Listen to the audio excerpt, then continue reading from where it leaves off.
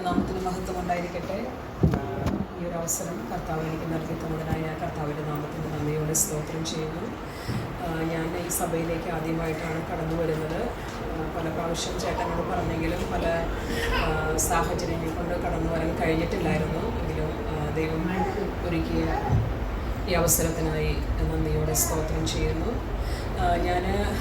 എൻ്റെ പേര് സിമി. ഞാൻ ജനിച്ചു വളർന്നതൊരു ഹിന്ദു കുടുംബത്തിലായിരുന്നു. അതിനുശേഷം ഞാൻ കുഞ്ഞായിരിക്കുക എന്ന് വെച്ചാൽ എൻ്റെ ഏജൊന്നും ഞാൻ ഓർക്കുന്നില്ല. സ്കൂളിൽ പഠിക്കുന്ന സമയത്ത് എന്നെ ചിന്തിപ്പിച്ച ചില കാര്യങ്ങളായിരുന്നു എന്നെ കർത്താവിനോടുള്ള സ്നേഹം എന്നിൽ വളരുവാനായിട്ട് ഇടയാക്കിയത്. അതായത് ഞാൻ പലപ്പോഴും ചിന്തിക്കും, ഈ ലോകവും ഇതെല്ലാം എങ്ങനെ ഉണ്ടായത്? നമ്മൾ ഓരോ ചെടികൾക്കും ഓരോ വസ്തുക്കൾക്കും ഓരോ പേരെല്ലാം പറഞ്ഞ് വിളിക്കുന്നു, ഓരോ കാര്യങ്ങളും അതിൻ്റെതായ കൃത്യതയോടെ നടക്കുന്നു. അപ്പോൾ ഞാൻ ചിന്തിക്കുമായിരുന്നു, ഇതെല്ലാം എങ്ങനെ സംഭവിക്കുന്നത്, ഇതെല്ലാം ആരോ ഉണ്ടാക്കിയേ? അതെല്ലാം എൻ്റെ മനസ്സിലൊരു ചോദ്യമായിട്ട് പലപ്പോഴും ഉണ്ടായിരുന്നു. പിന്നെ മരിക്കാനുള്ള ഭയം എന്നിൽ പലപ്പോഴും ഉണ്ടായിരുന്നു. പല അസുഖങ്ങളുടെ ഞാൻ ചില പുസ്തകങ്ങളൊക്കെ സ്കൂളിൽ പഠിക്കുന്ന സമയത്ത് വായിച്ചിട്ട് അതിൻ്റെ ഫലമായി പല രോഗങ്ങളും അവിടെ ഇവിടെയൊക്കെ വേദന വരുമ്പോൾ ഞാൻ വിചാരിക്കും, ഞാൻ എന്തെങ്കിലും രോഗം വന്ന് മരിച്ചു പോകും. അങ്ങനെയുള്ള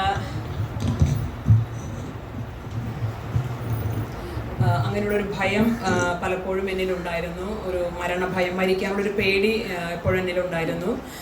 അങ്ങനെ ഞാൻ 8ാം ക്ലാസ്സിൽ പഠിക്കുമ്പോൾ എൻ്റെ ഒരു ക്ലോസ് ഫ്രണ്ട്, അവളൊരു കാത്തലിക് കുട്ടിയായിരുന്നു. അവൾ എൻ്റെ അടുത്ത് പറഞ്ഞു, യേശു ക്രിസ്തുവാണ് മരിച്ചവരിൽ നിന്ന് ഉയർത്തെഴുന്നേറ്റ ദൈവം എന്ന് പറയാനായിട്ട് ഇടവന്നു.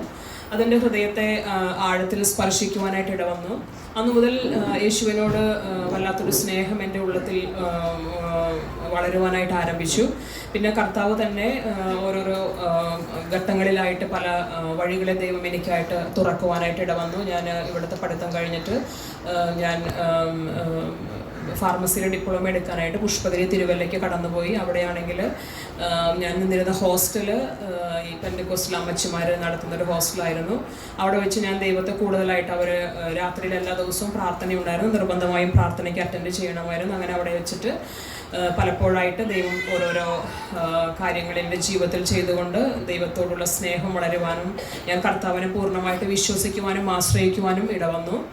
ഞാൻ ഏറ്റവും അധികം വിശ്വസിക്കാനായിട്ട് ഇടവന്നത് ഞാൻ കർത്താവിൽ നിന്ന് അനുഭവിച്ച സ്നേഹമായിരുന്നു. പരിശുദ്ധാത്മാവിനോടൊരു സന്തോഷം, ഭയങ്കര സന്തോഷം എൻ്റെ ഉള്ളത്തിലേക്ക് കടന്നു വന്നു. എന്തിനെന്നറിയത്തില്ല, പക്ഷേ എന്നെ സ്നേഹിപ്പാനും എന്നെ അറിയാനും എന്നെ ഉൾക്കൊള്ളുവാനും എപ്പോഴും എൻ്റെ കൂടെ നടക്കുവാനും ഒരാൾ എനിക്കുണ്ടെന്നൊരു ബോധ്യം എനിക്ക് അനുഭവിക്കാനായിട്ട് ഇടവന്നു. അതാണ് ഞാൻ പൂർണ്ണമായിട്ട് വിശ്വസിക്കുവാനായിട്ട് എൻ്റെ ജീവിതത്തിലിടയാക്കിയത്. അതിനുശേഷം ഞാൻ ഇങ്ങനെ പ്രാർത്ഥനയ്ക്കൊക്കെ വീട്ടിൽ എൻ്റെ പഠിത്തം കഴിഞ്ഞ് നാട്ടിൽ വന്നിട്ടും ഞാൻ വീട്ടിൽ പറയാതെ പല പ്രാർത്ഥനകൾക്കും പോകാനായിട്ട് ഇടവന്നു. അപ്പോൾ അത് വീട്ടിലറിഞ്ഞു. പിന്നെ എൻ്റെ ഒരു അമ്മയുടെ അനിയത്തി UAE-യിലുണ്ടായിരുന്നു. അപ്പോൾ ചിറ്റ ഇതറിഞ്ഞു. ചിറ്റ എന്നെ അങ്ങോട്ട് കൊണ്ടുപോകാനായിട്ട് ഇടവന്നു. എന്നെ ഇതിൽ നിന്ന് പിന്തിരിപ്പിക്കുക എന്നൊറ്റ ലക്ഷ്യമായിരുന്നു ചിറ്റയ്ക്ക് ഉണ്ടായിരുന്നത്. പക്ഷെ അവിടെ ചെന്നിട്ടും ചിറ്റ വളരെ സ്ട്രിക്റ്റ് ആയിരുന്നു. എനിക്കൊരു ജോലി നോക്കണമായിരുന്നു. അപ്പോൾ അതെല്ലാം പോകുമ്പോൾ ചിറ്റ നിർബന്ധമായിട്ട് എന്നെ വിഗ്രഹങ്ങളുടെ മുന്നിൽ നിന്ന് പ്രാർത്ഥിപ്പിക്കുമായിരുന്നു. അതിനുശേഷം ദൈവത്തിൻ്റെ പ്രവൃത്തി വെളിപ്പെടാനായിട്ട് ആരംഭിച്ചു. അവിടെ നിന്ന് ചിറ്റയ്ക്കും കുടുംബത്തിനും പെട്ടെന്ന് നാട്ടിലേക്ക് കടന്നു വരേണ്ടി വന്നു. അവിടെ വെച്ച് ദൈവം തന്നെ എനിക്ക് വഴി തുറന്ന് അവിടെ വെച്ചിട്ട് ഞാൻ സ്നാനപ്പെടുവാനായിട്ട് ഇടവന്നു. കർത്താവിന് സ്തോത്രം ചെയ്യുന്നു. കാരണം നമ്മുടെ മേലെ ദൈവത്തിൻ്റെ വിളിയുണ്ട്. ദൈവം നമ്മെ തിരഞ്ഞെടുത്തിട്ടുണ്ടെങ്കിൽ നിശ്ചയമായിട്ടും ആരെല്ലാം എതിർത്താലും എത്ര തടസ്സങ്ങൾ അവർ കൊണ്ടുവന്നാലും ദൈവം നമുക്ക് വേണ്ടി വഴികളെ തുറന്നിരിക്കും. അത് ഉറപ്പായിട്ടുള്ളൊരു കാര്യമാണ്. അങ്ങനെ അതിനുശേഷം വിവാഹം കൃപയാൽ കർത്താവ് ഒരുക്കി തന്നു. അതുമായുള്ള ബന്ധത്തിൽ ഞാൻ എൻ്റെ 29ാമത്തെ വയസ്സിലാണ് വിവാഹം നടക്കുന്നത്.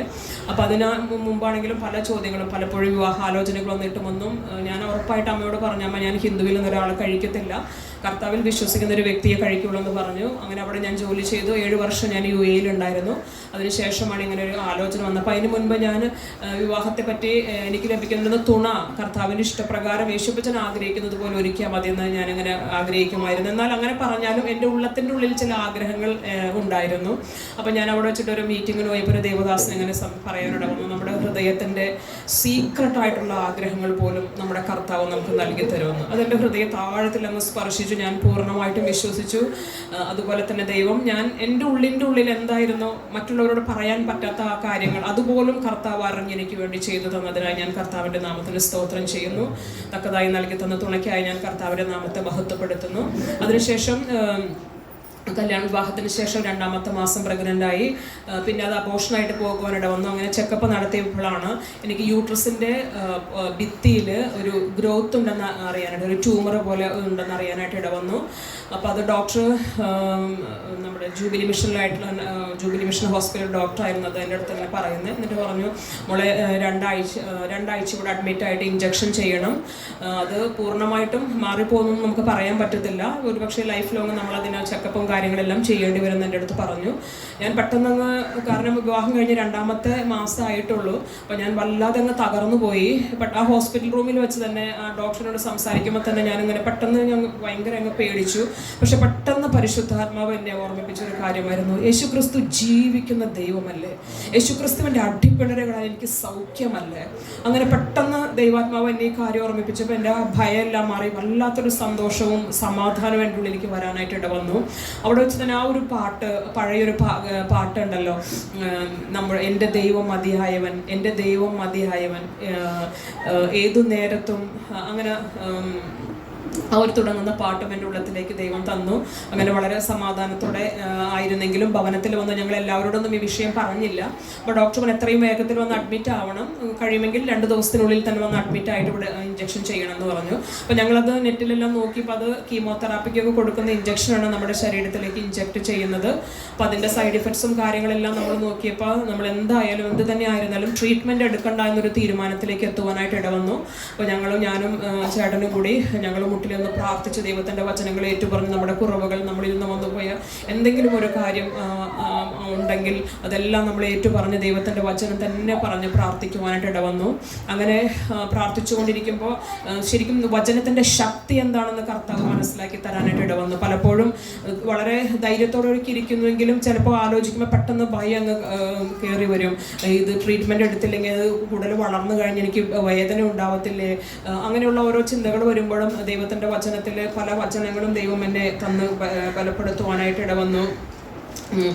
1 കൊരിന്ത്യർ 10:13 പറയുന്നുണ്ട്, നമുക്ക് സഹിപ്പാൻ കഴിയുന്നതിന് മീതെ പരീക്ഷ നേരിടുവാൻ യേശുപ്പച്ചൻ സമ്മതിക്കില്ല.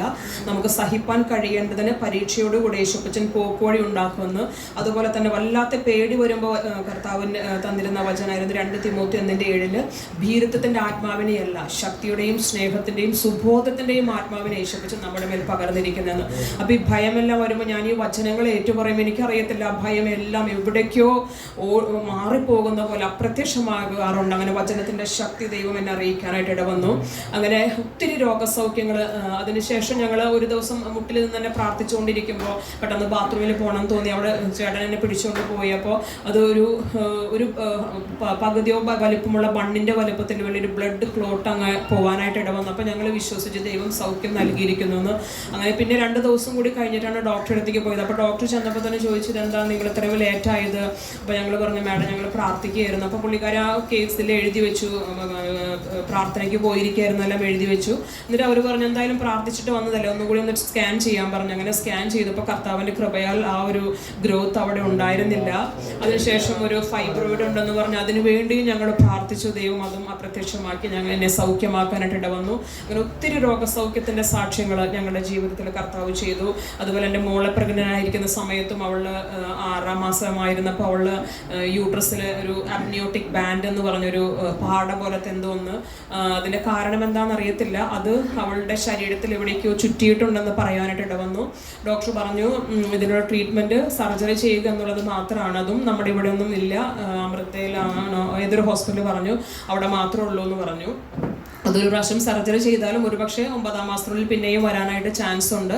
അത് ഏതെങ്കിലും കുഞ്ഞിൻ്റെ ശരീരത്തിൽ ചുറ്റിപ്പിടിച്ചിരിക്കുന്ന ഭാഗം വളരില്ല. അപ്പോൾ തലയ്ക്കൊക്കെ ആണെങ്കിൽ അത് വളരെ ഗുരുതരമായൊരു അവസ്ഥയിലേക്ക് നീങ്ങും. അത് ആ വിഷയത്തിൻ്റെ മേലെ ഞങ്ങൾ ഭാരപ്പെട്ടെങ്കിലും ദൈവത്തിൽ തന്നെ ആശ്രയിച്ചു. കാരണം നമ്മുടെ കർത്താവ് ജീവിക്കുന്ന ദൈവമായതുകൊണ്ട്, കാരണം യേശുപ്പച്ചൻ്റെ അടിപ്പിണറിനാൽ സൗഖ്യമുണ്ടെന്ന് പറഞ്ഞിട്ടുണ്ടെങ്കിൽ അത് സത്യമാണ്. കർത്താവിൻ്റെ അടിപ്പിണറിനാൽ നമുക്ക് സൗഖ്യമുണ്ട്. അങ്ങനെ തന്നെ ഞങ്ങൾ ശക്തമായിട്ട് പ്രാർത്ഥിച്ചു ആ വിഷയത്തിൻ്റെ മേലെ. പിന്നീട് സ്കാൻ ചെയ്തപ്പോൾ അവിടെ ആ ഒരു അമ്നിയോട്ടിക് ബാൻഡേ ഉണ്ടായിരുന്നില്ല. അങ്ങനെ കർത്താവ് അതിനും സൗഖ്യം തന്നു. അതുപോലെ തന്നെ കുഞ്ഞിനെ പ്രസവിച്ചതിന് ശേഷമാണെങ്കിലും ബിലി റൂമിൻ്റെ ലെവൽ വല്ലാതെ കൂടിപ്പോയിട്ട് അവൾ അവൾ NICUലായിരുന്നു. അവിടെയും ഒത്തിരി അങ്ങ് കൂടിപ്പോയായിരുന്നു. അപ്പോൾ അവിടുത്തെ പലരും പറഞ്ഞു ഇങ്ങനെ കൂടിപ്പോയിട്ട് ഒരാഴ്ച മുമ്പൊക്കെ ഒരു കുഞ്ഞ് മരിച്ചുപോയി, അങ്ങനെ പലതും പറഞ്ഞെങ്കിലും ആ വിഷയത്തിൽ ഞാൻ ഭാരപ്പെട്ടെങ്കിലും അവിടെ ഞാൻ മെഡിക്കൽ കോളേജിൽ ഹോസ്പിറ്റലായിരിക്കുമ്പോൾ ദൈവം എനിക്ക് തന്നൊരു വചനമായിരുന്നു. മലാക്കിയിൽ പറയുന്നുണ്ട്, മലാക്കി 3:18 പറയുന്നുണ്ട്, ദൈവത്തെ സേവിക്കുന്നവനും സേവിക്കാത്തവനും തമ്മിൽ യേശുപ്പച്ചൻ വ്യത്യാസം വെച്ചിട്ടുണ്ടെന്ന്. ഹല്ലേലൂയ. ആ വചനത്തിലൂടെ കർത്താവൻ ഉറപ്പിച്ച് ഞാൻ ഒത്തിരി ബലപ്പെടാനിട വന്നു. അടുത്ത ദിവസം തന്നെ കുഞ്ഞിൻ്റെ ബിലിറൂബിൻ്റെ ലെവൽ കുറയുവാനും കുഞ്ഞ് സൗഖ്യത്തോടെ ഭവനത്തിലേക്ക് തിരിച്ചു വരുവാനും ഇടവന്നു. അതുപോലെ തന്നെ ഇന്നും കർത്താവിന് വേണ്ടി നിൽക്കുവാൻ കർത്താവ് ഞങ്ങളെ ബലപ്പെടുത്തി സഹായിക്കുന്നു. പലപ്പോഴും എരുതിയിൽ നിന്ന് വറചട്ടിയിലേക്ക് എന്ന പോലെ അനുഭവങ്ങൾ ഞങ്ങളുടെ ജീവിതത്തിലുണ്ടെങ്കിലും ഹല്ലേലൂയ സകലത്തിനും മധ്യത്തിലും ദൈവം ഞങ്ങളെ ശക്തിയായിട്ട് നിലനിർത്തുന്നു. പലപ്പോഴും വേദനിച്ച് കരഞ്ഞ് വല്ലാതെ തകർന്ന അവസ്ഥയിലായി പോകുമ്പോഴും ദൈവത്തിൻ്റെ സ്നേഹത്താൽ പിന്നെ ഞാൻ എഴുന്നേൽക്കുന്ന ഒത്തിരി ദൈവത്തെ സ്തുതിച്ച ആ ദൈവസ്നേഹത്താൽ എൻ്റെ ഹൃദയം നിറഞ്ഞ് കവിഞ്ഞിട്ട് ഞാൻ ഒത്തിരി സ്തുതിച്ചുകൊണ്ടാണ് പലപ്പോഴും ആ ഒരു വേദനയുടെ അവസ്ഥയിൽ നിന്ന് എഴുന്നേൽക്കാറ്. അപ്പോൾ പല വിഷയങ്ങളും ഞങ്ങളുടെ മുൻപിൽ കിടക്കുന്നുണ്ടെങ്കിലും ഞാൻ ചേട്ടനോട് ഇങ്ങനെ സംസാരിക്കുമ്പോൾ ചേട്ടൻ പറയും, സിമി ദൈവം അതറിഞ്ഞിട്ടല്ലേ, യേശുപ്പച്ചൻ അനുവദിച്ചിട്ടാണെങ്കിൽ നമുക്കങ്ങ് ഏൽപ്പിച്ചു കൊടുത്താൽ പോരെ, ദൈവം തന്നെ ആ വിഷയത്തിൻ്റെ മേൽ പ്രവർത്തിക്കല്ലോ എന്ന് പറഞ്ഞ് ഒത്തിരി ബലപ്പെടുത്താറുണ്ട്. അത് വാസ്തവമാണ്. പല വിഷയത്തിൻ്റെ മേലും നമുക്ക് ഒരുമിച്ച് ഞങ്ങൾക്ക് ഒത്തിരി സാക്ഷ്യമായിട്ട് പറയാനായിട്ടുള്ളത് എന്ന് വെച്ചാൽ ഏത് വിഷയമായിരുന്നാലും നമ്മൾ കടന്നു പോകുന്നത് നമ്മൾ അപ്പച്ചൻ്റെ പാദപീഠത്തിലേക്ക് വെച്ചിട്ട് ഒറ്റ കാര്യം നമ്മൾ ഏറ്റുപറയാം, നമ്മുടെ കർത്താവ് ജീവിക്കുന്നു, യേശു ജീവിക്കുന്നു, ജീസസ് ഇസ് അലൈവ്. കാരണം ആ ഒരു കാര്യം നമ്മൾ ഏറ്റു പറയുമ്പോൾ ഞങ്ങൾ ഒത്തിരി എന്താ പറയുക വിടുതലുകൾ, കുഞ്ഞുങ്ങളാണെങ്കിലും മോളാണെങ്കിലും പറയും ചില വിഷയങ്ങൾ. ഒരാൾ പറയും, അമ്മ ഞാൻ അത് യേശുപ്പച്ചനോട് പറഞ്ഞിട്ട് ഞാൻ പറഞ്ഞു Jesus is alive, Jesus is alive. അപ്പോൾ ആ വിഷയത്തിൻ്റെ പിന്നിൽ അവൾക്കും വിടുതലുകൾ ലഭിക്കാനായിട്ട് കർത്താവ് ഇടവരുത്തിയിട്ടുണ്ട്. അതിനായി ഞാൻ കർത്താവിൻ്റെ നാമത്തിന് സ്തോത്രം ചെയ്യുന്നു. ഈ ഒരു അവസരം ദൈവം നൽകി തന്നതിനായിട്ട് നന്ദി. Thank you.